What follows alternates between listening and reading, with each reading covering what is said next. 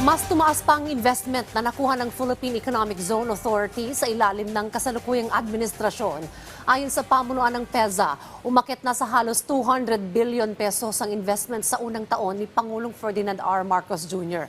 Mas mataas ito ng mahigit 200% kumpara sa Duterte administration. Katumbas yan ng halos 60 billion pesos. Nakikitang dahilan ng pagsuporta ng Marcos administration sa mga eco-zone, katunayan kasama ang PEZA sa Philippine Development Plan 2023 to 2028. Malaking bagay umano ito para makapaghikayat ng maraming investors. Bukod sa ekonomiya, magbibigay din ito ng trabaho sa mga Pilipino. Dagdag pa ng PEZA, nakaangkla ang kanilang mga programa sa 8-point economic agenda ng administrasyon.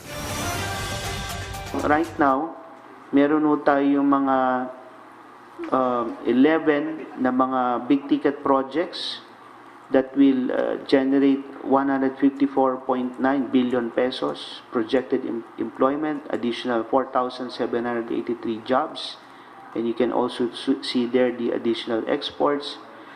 And I think it's important that we share with the nation that yung PEZA ho, since our creation in 1995, we were never a burden to the Philippine government. In fact, we have contributed so much to the coffers of the national government.